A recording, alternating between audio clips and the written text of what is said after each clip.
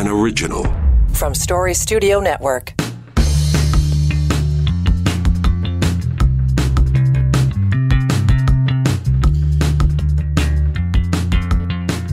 It is Thursday, August the 3rd. Welcome in 2023. Dave Trafford with you. It's Now and Next here on Story Studio Network.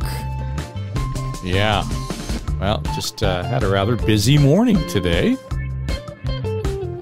Mentioned it yesterday, I think, that got up early. Got a phone call from producers at CBC Radio asking me if I had some thoughts on the Meta decision to block news links on Facebook and Instagram. Not just Canadian links, all news links. And I said I have some thoughts. And then I have some thoughts. If you've been listening to the podcast, you know some of the thoughts. But in the course of the conversations this morning, they evolved somewhat. So I thought, yeah, let's just share some of that, wrap it up before we get into it's Feed Drop Thursday. So we are at the penultimate episode of The Next Normal. And the suggestion in this episode is that, in fact,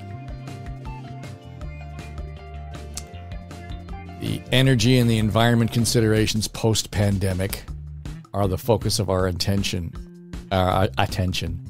and looking at the opportunities ahead of us, as in what's shifted in the minds of consumers. What are we missing? Or should we be looking next? Right?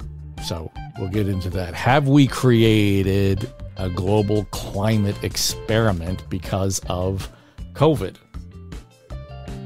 Climate change, of course, will be front and center on political agenda around the world over the next 25 years because we're trying to hit net zero emissions by 2050. Can we get there? Should we get there? Anyway, we're going to get into that in a minute. But did start the day, and about 5:30 the alarm went off. It's been a while since I got up that early to do radio, but I did so. And all set, got my coffee ready, into the studio. And my list was set. I did Toronto, Quebec City, Cape Breton, Windsor, Charlottetown, Yellowknife, Thunder Bay, Edmonton, Victoria, Saskatoon, Kamloops, and Regina. All within a 3-hour period. So I did kind of like a 3-hour morning show, talked for 2 hours, and only did one story. But it was all about the effects of Meta's decision to pull the pin on news links here in Canada. And a couple of interesting things came up in the course of that. You know, what does this mean? Well, it means it's going to require a change of behavior.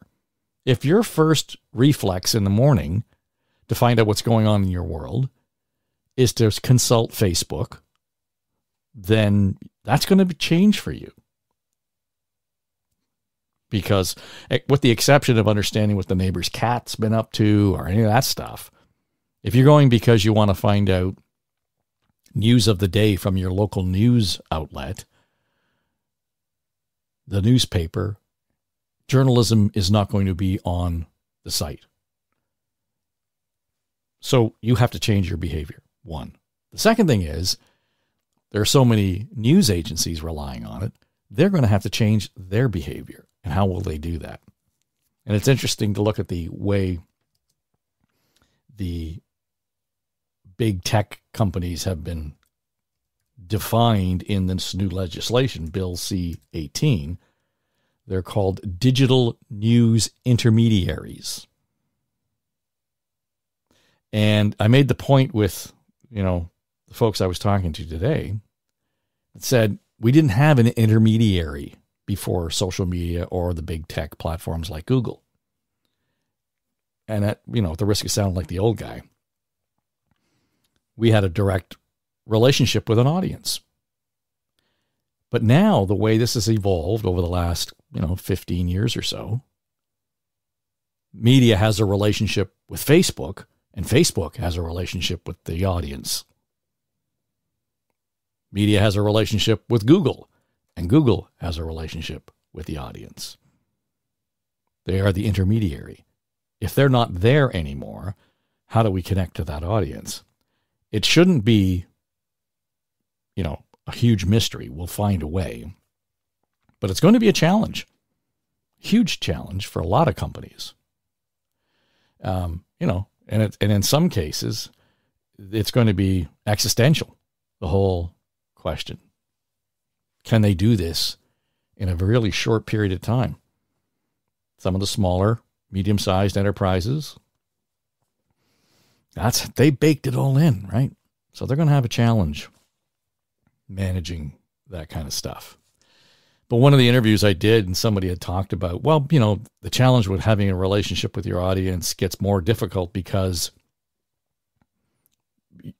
increasingly, the trust level that the average news consumer or media consumer has with media is going down. Right? Do you trust the media that you hear, see, read, etc.? And there's less and less a lowering of the trust. And somebody said, 20 years ago it was here and now it's there, and it's cratering out. And that's true. To some degree, that has to do with what we're talking about around Facebook, Google, Twitter, Threads, Instagram, you name it, whatever social media platform that news companies have used to promote and circulate their content. We've created a culture among news consumers that it should all be free. Now, I know some of you pay for it, and God love you for doing it. But when you go to the Google as your first point of contact, or Facebook, usually you're getting it for free. Now, there may be times when the Toronto Star link is up there and it prompts you to a paywall page. Okay, well, then if you pay for it, good for you. But if you don't like that version of the story, you can always, zip down somewhere else on the Google News page and find other coverage of it. And you're not paying for it. So we have created this environment, this expectation that people can get what they want from news organizations for free. It's ever been thus for broadcasters because advertising covered the cost. Not doing it anymore, right? Numbers being what they are in terms of rating. They aren't getting the ad spends or the value that they used to get. Period. And they're certainly not getting it in publishing. And that's where all of this really hit home first and hurts most. Because the publishers of the newspapers, for example, were putting their content up on the websites, available through Google, linkable through social media, for free. So the consumer, and again, these are, if you were born in the year 2000, you're a young adult right now who has grown up with that expectation. I can get it for free. Why would I pay for it? So let's look at that. The distrust numbers have gone up. Increasingly, more and more people mistrust the news media. It has increased the more we have we insisted on giving it away for free. That's where it started to change. When the industry didn't put any value on it up front, you see then that level of distrust goes up. When it's available anywhere you want it, well, it's easy to find. It's so accessible. In a strange way, we have not put a value on it. We have not made it valuable to the consumer. They don't trust it. Is that related? I think it might be. So how do we fund our journalism? You know what? We should start paying for it. I know that's not going to be the whole answer, but that'll go a long way of stabilizing what is going on. But we need a bigger discussion in this country about the ownership of media, about the role of public broadcasting. I think that CBC is way out of its lane in so many areas. The amount of money that they spend on podcasting is extraordinary. It's unbelievable. If only I had that budget. And I'm not suggesting they don't do good work. They do great work. But, wow. I mean, for one narrative episode of a podcast series at the CBC, and these are folks at CBC are telling me this, cost about $35,000. In most medium-sized newsrooms in this country, that would be barely an entry-level salary for a junior reporter or somebody to work the assignment desk.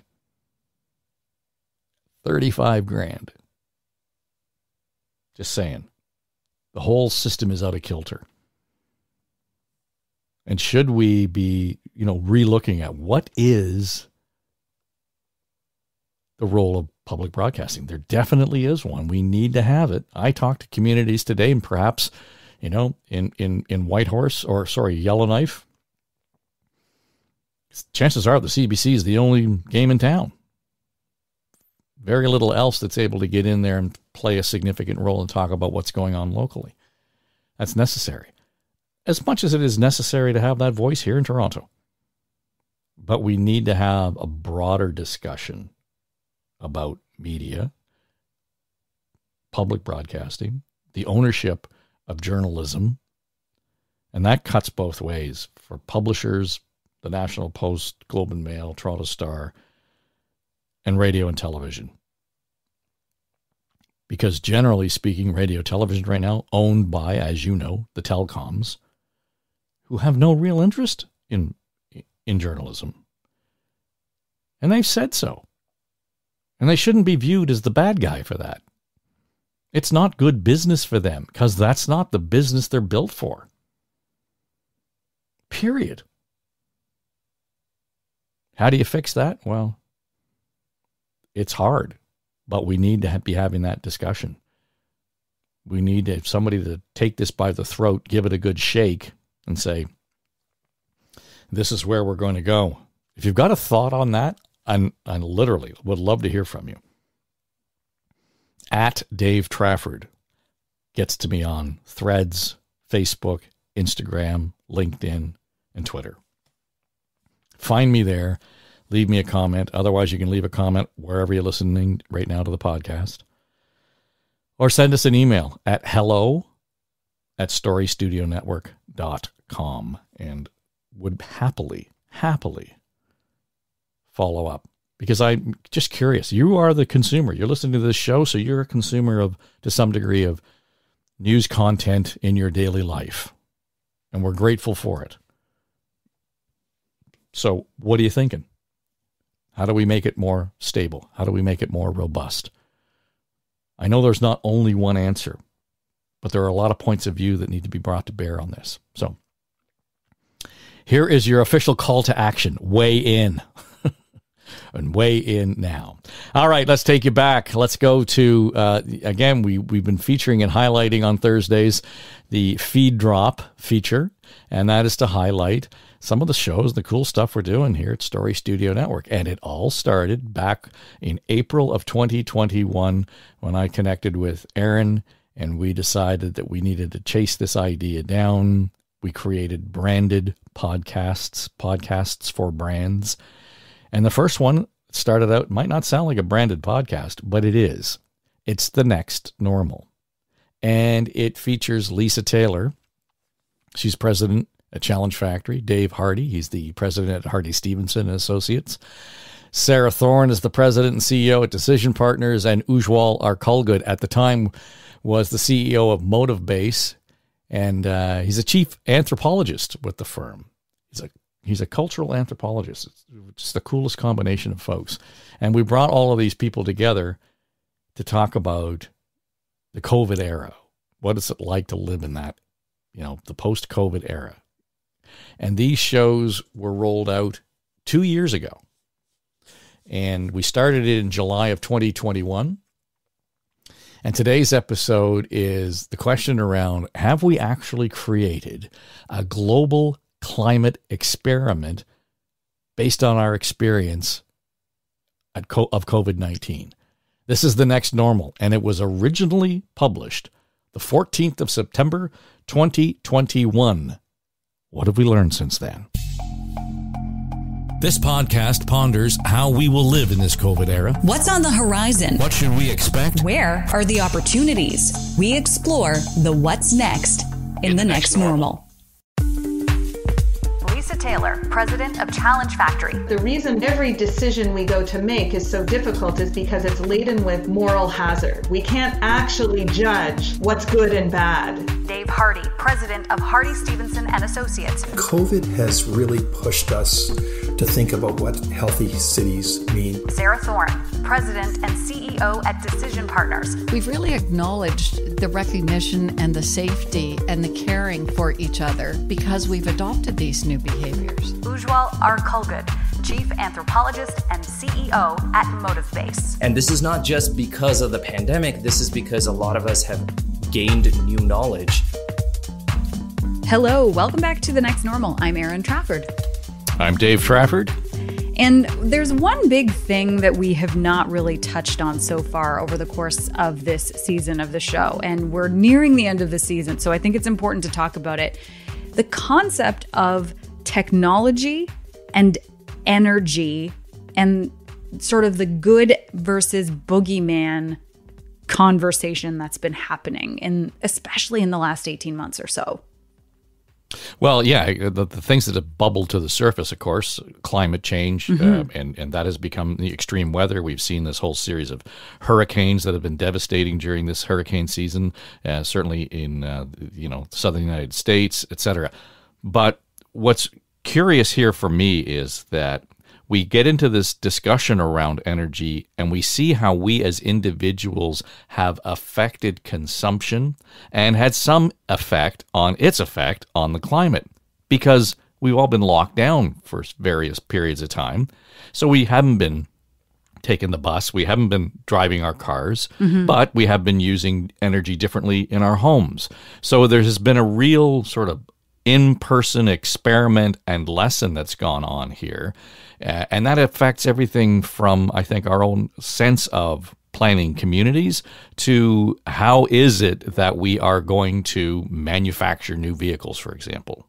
I do think it really highlighted the whole vehicle thing because within about a week of those global lockdowns, like you were seeing wildlife traipsing through the streets in major metropolitan areas that you would never have normally seen. And I think what that really brought to the forefront for a lot of people is, okay, is this going to be what we want in the future? How can we actually take more cars off the street? And if that's the question we're asking, is that the right question to be asking right now?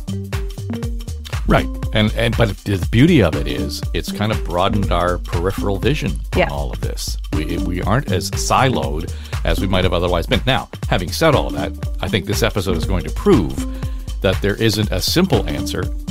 And any answers that we do come up with is going to be hard work for all of us to embrace what is the next normal.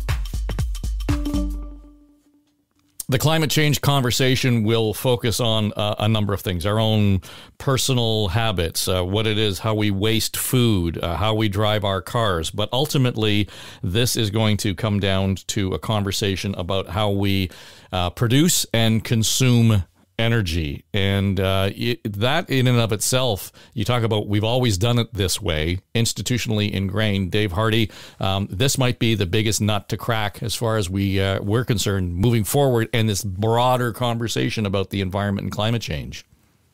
Yes, and I'm going to come at this through two perspectives. One as a planner, but also I was once the president of the largest environmental organization in Ontario. So hear it through that sort of lens. let me begin with a big observation. COVID has created a global climate science experiment, Who would have thought 18 months ago that we could say, well, what would happen to climate if we took all the cars off the road, if we removed the airplanes from the air, if half the Western workforce worked from home for 18 months? And the results that I can see from the climate scientists I follow is that there's been a global fall in carbon emissions of 21% below 2005 levels, and the ozone layer is starting to repair. I'm quoting here Steve Kuhn, Obama's top scientist. In terms of the next normal, we're seeing significant shifts on how we secure and use energy. And I actually have a positive view of energy and climate change. What I'm seeing is that many of the world's utilities right now are working to get to net zero, and some I'm working with are working to get to zero emissions, which is very positive. But there are two really important issues. First, we have entrenched ideas about what sustainable energy is, and that's getting in the way of delivering new ways of achieving sustainable energy. For example, small nuclear reactors have been with us for 70 years, and they're now rolling out into national grids as a very effective way to reduce climate change or climate emissions. Natural gas is also reliable and has minimal emissions. It's a sustainable energy source, but both are being opposed, in my view, because of ideology.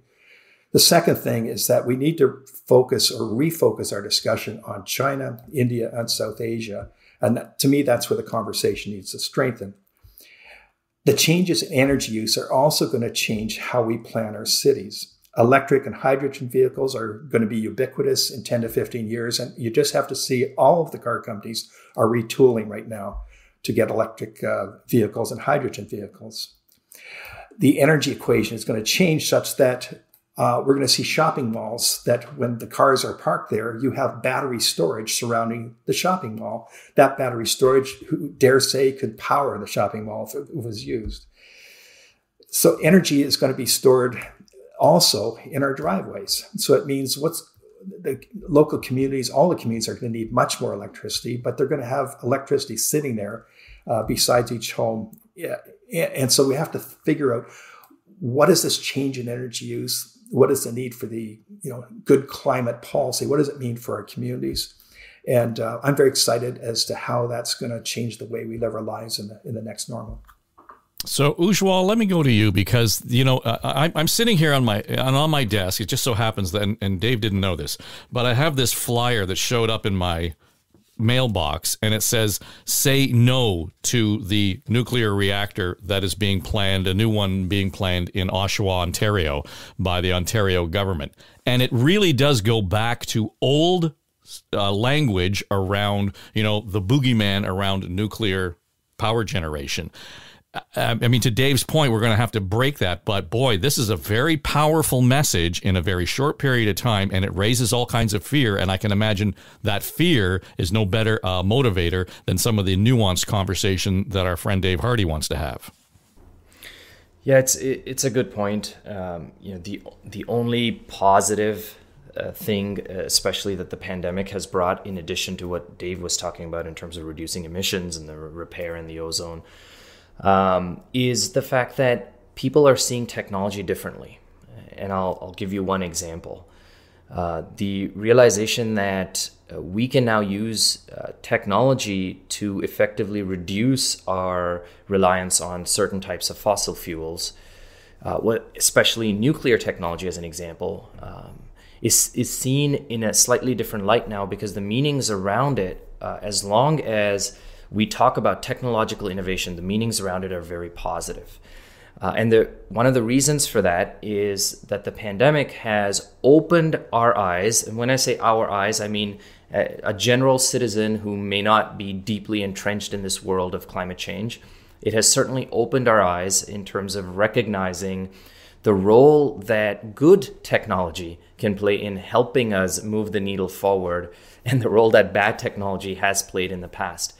So what I'm trying to get at is there's now a distinction between good technology and bad technology, and that distinction is slowly becoming clearer in the mind of the consumer.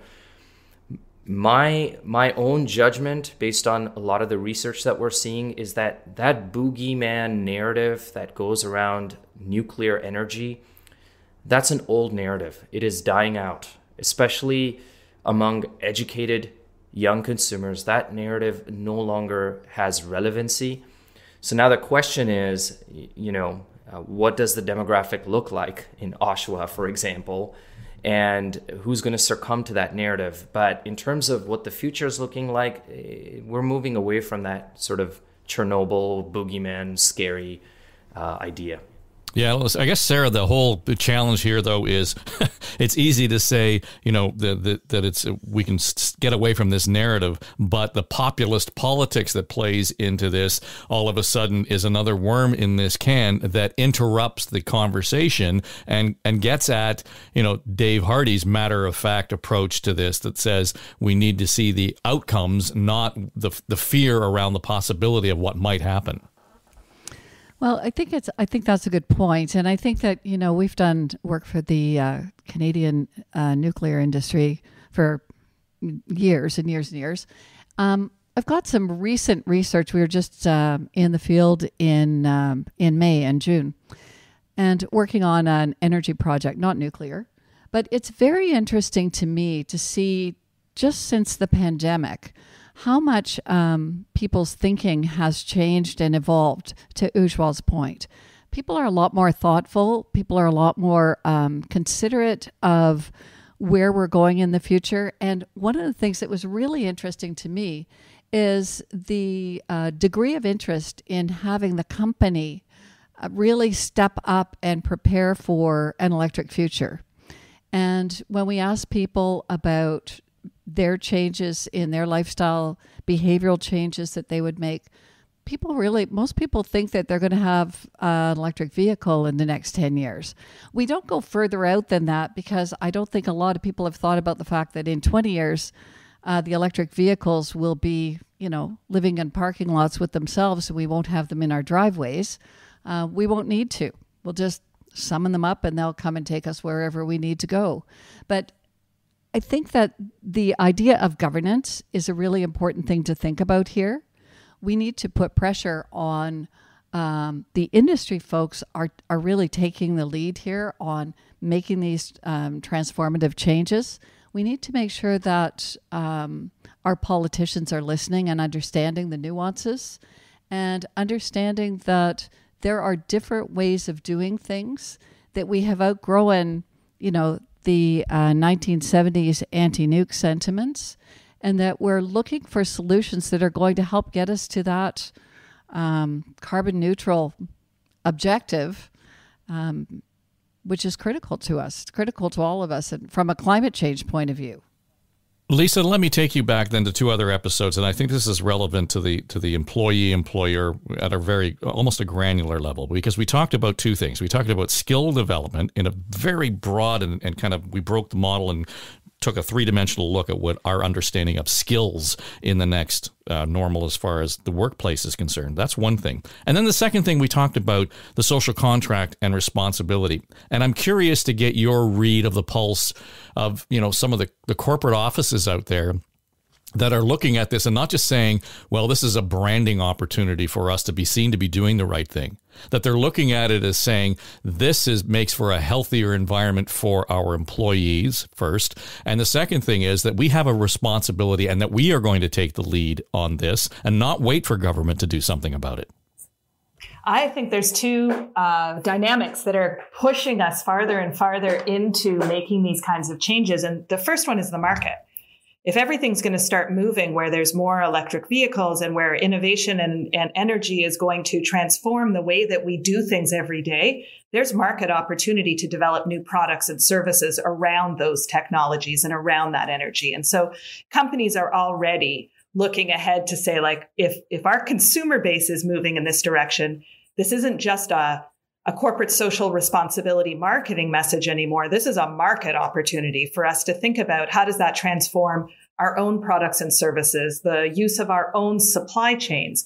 We see companies that took very early leadership, like Hewlett Packard, on circular economy initiatives to take a look and examine the entire supply chain that they have and how can they make that as sustainable as possible. And we're just going to see companies continue to innovate as they see the market opportunity and where their consumers are.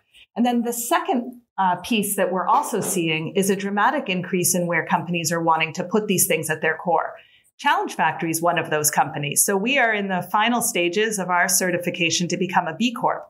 And B Corp is a structure out of the US. It's governed around the world. There's a central body. And what they do is they certify and make sure that more than just the marketing message, Dave, that you were talking about, that there is a specific measurable impact that hits certain thresholds on how that company impacts the community that they operate in, the employees that work with them, the environment that they're in, and their overall strategy. It's third-party certified, and it's a stamp that says this company doesn't just do those marketing messages, but core to how they operate, they think about these things, and they demonstrate the impact that they're having.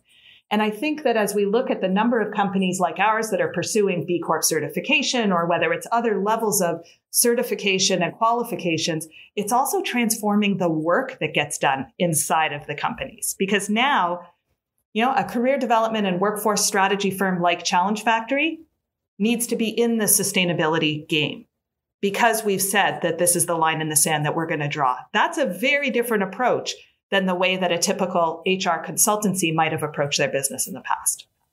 So, Dave Hardy, when we look at that scenario, I mean, we have private sector pushing the ball up the hill. At what point does that affect or inform how you are looking at longer term planning for communities that not only address the need and the ROI that Lisa's talking about, but the health factors that we've talked about in creating a healthy city?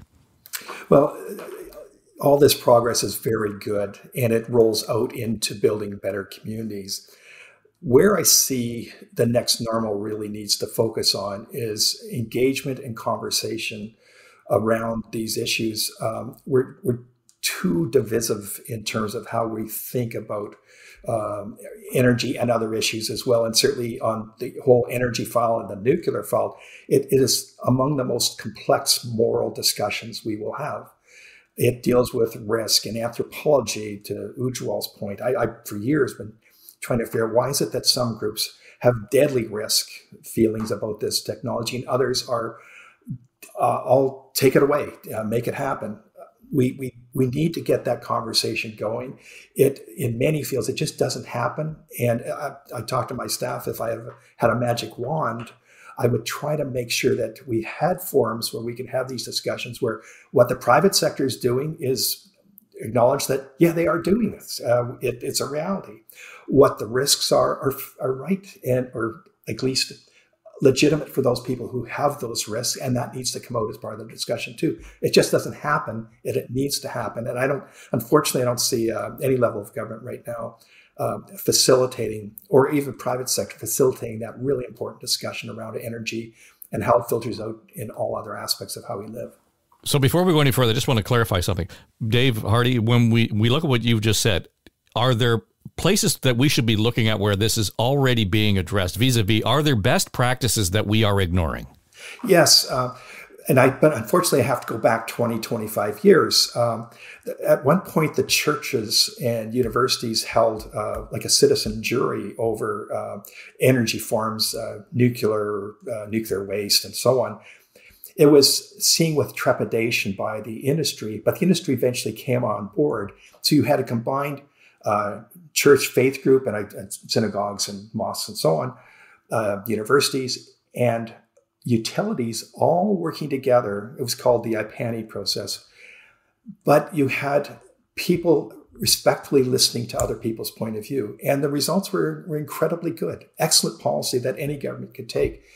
But we just, either we don't trust each other to have that conversation or just don't have time. I don't know. Sarah, you wanted to jump in? Yeah, I'd like to pick up on that because I've just, at Decision Partners, we've just completed a leading practice review for stakeholder and community engagement. We're writing a community engagement framework for the Army Corps of Engineers. And we wanted to understand kind of what's driving changing thinking and leading organizations really to advance our practice and the work we're doing for the Army Corps. And basically what we've seen is that to Dave's point and also Lisa's point, the language that we use and what we measure is really important. We are what we measure. And what we're seeing is that corporate social responsibility is actually being replaced with more comprehensive environmental, social, and governance, ESG it's called, measures. And these are really, really important because they're elevating the social measures, including stakeholder and community engagement, dialogue, co-creation. They're elevating those to the same levels as financial and climate change reporting. So when we think about that, we have to think about how do we take these leading practices? How do we engage people in a way that's purposeful, they feel is meaningful? And how do we get people to contribute to solutions as we emerge from the pandemic and tackle major changes, as Dave has talked about, to address climate change? Lisa, one of the things that we look at when Sarah brings the point up, and Dave too, this is great, and we've asked the questions, we've seen that there are best practices, but too often human nature or institutional nature, as the case may be, is to look at the report. That's nice, put it on the shelf, and we let dust collect on it. Yeah, and that really has been the obstacle in many ways. It's not that we don't have the solutions. It's not that we don't have the path to solving some of these or moving forward in a creative way. We have them right in front of us, but for whatever reason, we just let it sit there and fester. I think that a lot of that has to do with the silos that we think things belong in, and who has the right or who has the obligation to pick up certain conversations, and where should others just follow or have it as a side topic. And one of the windows of innovation that I'm seeing that I think will have a profound impact as we move forward is the number of integrated programs that are now existing within our post-secondary institutions. So it used to be when you went to school, you studied chemistry or you studied economics or, a particular stream. And you spent, if you went to university, 4 years studying that particular topic, maybe a couple of electives in a couple of different areas. More and more of our institutions now are showcasing integrated degrees that are blending, by definition, multiple different dimensions so that students are addressing complex problems from all different angles right from the very beginning of their post-secondary education. That's carrying on with them into the workforce. So they're entering the workforce as integrated thinkers that can see that even if they're not working for a utility, there are things that are happening within the energy sector and energy policy that would be actually quite interesting to bring into their manufacturing plant discussion or into their supply chain discussion. They're being taught how to be better integrated thinkers with a much broader set of base assumptions to be able to be going after. And so as I'm looking at what's happening and what's actually going to help us transform into not just letting things sit on the shelf, that curiosity about things that technically are quote unquote not in your lane or a part of a different silo, the more that we can be educating people in that fashion, the better we'll start to see new decisions being made and new pieces of information being taken off the shelf and used in everyday life. Ujwal? There's a concept that's born out of early French anthropologists and semioticians, and it's this concept of how myths develop into facts of nature. And they talk about how narratives develop, constructs start to develop around a particular concept or an idea in culture. And when they're initially developing, they're myths because there's no real so-called hard evidence attached to them. But if we wait long enough, those myths eventually start appearing like facts of nature to the people that absorb this information. I bring this framework up because the same thing happened with GMOs in the food industry. There were myths around GMOs. Companies sat back going, none of this is scientifically valid. We don't need to do anything. They spoke the same so-called scientific language, technical language. It made no difference. Eventually, the myth became a fact of nature, and now it's too late. You can't do anything about it. The same is true of the typical narratives around nuclear energy. and I'm just coming back to that. If we want to change how nuclear energy is seen, we have to change the emerging myths. We can't do anything about the things that are already facts of nature. I mean, I think Netflix still has a show on Chernobyl. That's a fact of nature now. That threat, that fear is a fact of nature. We can't change that now with scientific ideas. That's just not how human beings work. What we have to do is figure out what are the new emerging myths and which of these myths work in our favor if the goal is to reduce some of the fears around this, and how do we co-opt those narratives? How do we change those narratives before, yet again, we lose control over 5 other facts of nature that we can't do anything about? So we're going to use myths rather than bust myths. So I love that we're going to end on that note, because I love the way these things have kind of come together, right? We started off talking about a very specific subject matter, and we all think that we're in that, idea around energy and the climate. And it takes us out into this much broader conversation. And where we end here is with educating and kind of broadening our minds. So let's pick up that thread in the next episode of The Next Normal.